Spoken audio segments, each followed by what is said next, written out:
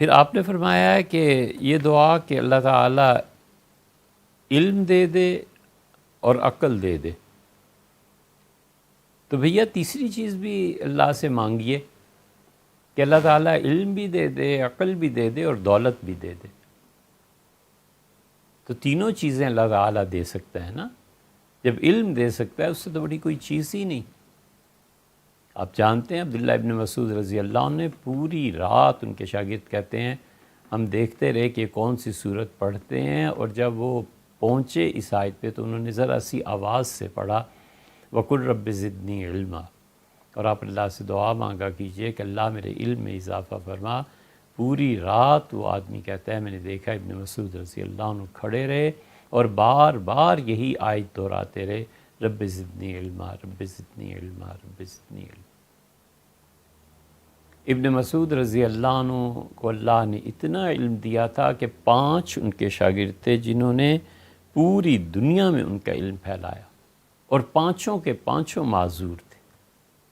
ایک نابینا تھے، ایک بہرے تھے، ایک لنگڑے تھے، ایک جسم پہ ان کے بال نہیں تھے، اور ایک اور تھے۔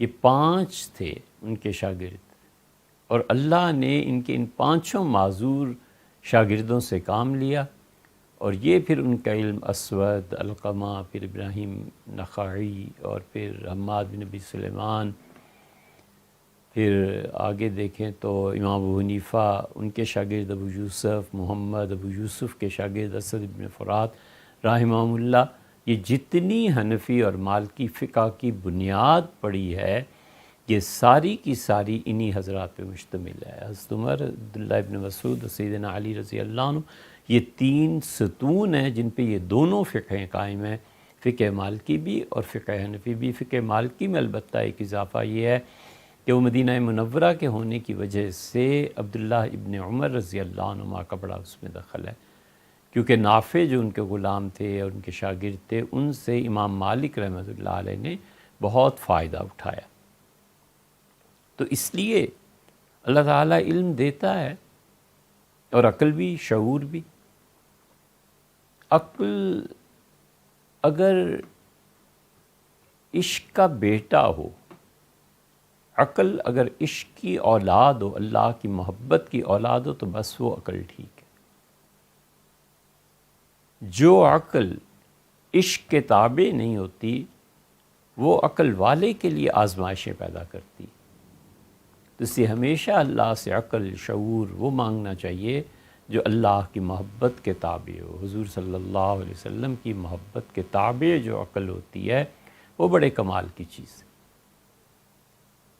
اسی لیے قرآن میں آیا کہ جہنمیوں سے پوچھا جائے گا کہ کہاں پہنچ گئے، تو انہوں نے سورہ ملک میں کیا آتا ہے، لو کننا نسمع او نعقل، اگر ہم نے اللہ کا پیغام سنا ہوتا یا اپنے شعور سے کام لیا ہوتا تو آج جہنم میں پڑے جل نہ رہے ہوتے۔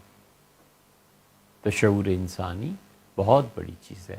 ہم اہل سنہ اور اہل تشیع جس بات پہ عقیدے میں متفق ہیں، ہمارے نزدیک عقل انسانی دلیل ہے اشیاء کے متعلق فیصلہ کرنے میں کہ کوئی چیز حسن، خوبصورت، اچھی ہے یا قبح ہے، بدصورت ہے، خراب چیز ہے، اسے چھوڑ دینا چاہیے۔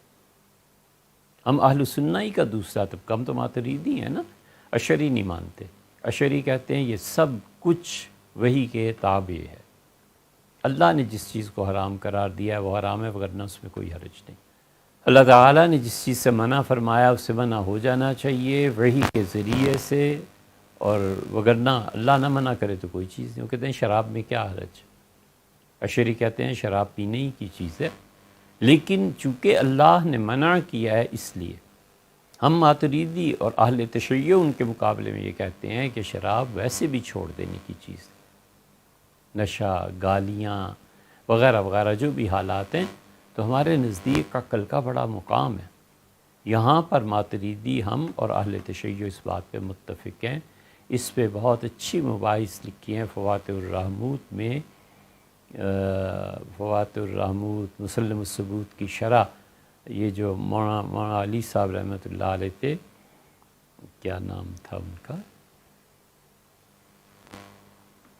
فوات الرحمود، مسلم الثبوت کی شرح اور مدراسی رحمۃ اللہ نے بہت اچھی چیزیں اس میں لکھی ہیں. یہ ہمارے عقیدے کا مسئلہ ہے. تو بہت سی چیزیں ایسی ہیں جنہیں عقل انسانی خود سے کافی ہے فیصلہ کرنے کے لیے. یہ اسلام نے تھوڑی سب لوگوں کو سکھایا ہے کہ ناخن کاٹا کرو. خود عقل انسانی بھی تو ایک چیز ہے نا، کہ حیوانیت کیا چیز ہے، درندگی کیا چیز ہے. اچھے کپڑے پہننے کو عقل کہتی ہے کہ اچھے سے اچھے کپڑے پہننے چاہیے، شریعت بھی کہتی ہے. حضور اقدس صلی اللہ علیہ وسلم نے ایک مرتبہ اپنے لیے لباس خریدا تھا اور اس کی قیمت 27 اونٹوں کے برابر تھی. سب پہنتے رہے ہیں. شام کا جبہ حضور اقدس صلی اللہ علیہ وسلم کو پیش کیا گیا، بڑی خوشی سے پہنا. اس میں یہ تھا کہ اس کی یہ جو کف ہے، بازو، یہ جگہ یہ بہت تنگ تھی. تو حضور صلی اللہ علیہ وسلم نے کھینچا اوپر تاکہ وضو کے لیے، اس کے لیے، تو پھر وہ نہیں ہوا. پھر صحابہ رضی اللہ عنہ کہتے ہیں کہ آپ نے ان آستینوں کو نیچے کیا، پھر اتارا اور پھر وضو کیا. اس زمانے کے بہت بڑے ملبوسات میں سے ایک لباس تھا. عقل انسانی یہی کہتی ہے اور اس کے ساتھ شریعت بھی یہی کہتی ہے. تو اس لیے اللہ تعالیٰ سے ایسی عقل مانگنی چاہیے جو شعور وہ عشق کے تابع ہو. شعور کی پھر کئی قسمیں ہیں، اس وقت ہمارا موضوع نہیں ہے. اور دولت، اللہ تعالیٰ اسباب اور وسائل کھول دے. بہت کچھ مانگنا چاہیے اور اللہ تعالیٰ دے بھی دیتے ہیں. اور اللہ جب ان تینوں چیزوں کو جمع فرما دیتے ہیں تو اس کا مطلب یہ ہے کہ ان کا ارادہ یہ ہو گیا ہے کہ کوئی کام اس سے لے لے. سیدنا عمر رضی اللہ عنہ ایک مرتبہ تشریف فرما تھے اور یہ کیفیت ہر آدمی پہ ہی آتی ہے. ذرا بھی اللہ سے تعلق ہونا تو کبھی نہ کبھی زندگی میں یہ کیفیت ہر ایک کی پہ آتی ہے.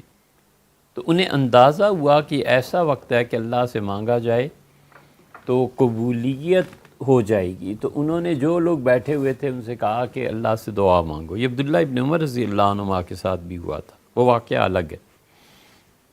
سیدنا عمر رضی اللہ عنہ کا دعا مانگو اور ہمیں سے جو آدمی جو مانگے گا امید یہ ہے کہ اللہ قبول کرے گا.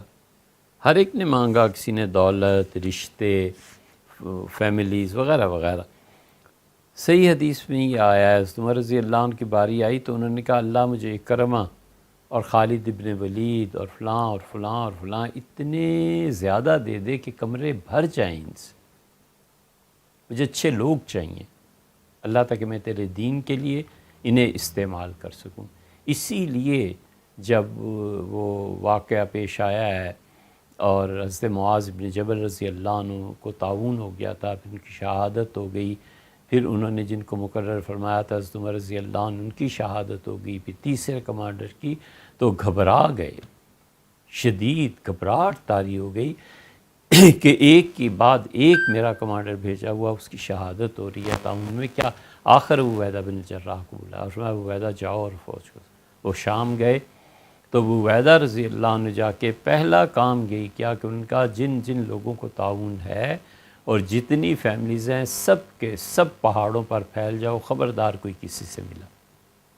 خاندان بالکل الگ الگ کرتی ہے، اس سے بڑا فرق پڑ گیا تھا. بہرحال تو اس لیے اللہ تعالیٰ سے یہ ساری چیزیں مانگنی چاہیے. آپ نے جو بیٹوں کا کہا ہے کہ وہ خدا کے دین کا کام کریں، بالکل ٹھیک ہے بھی.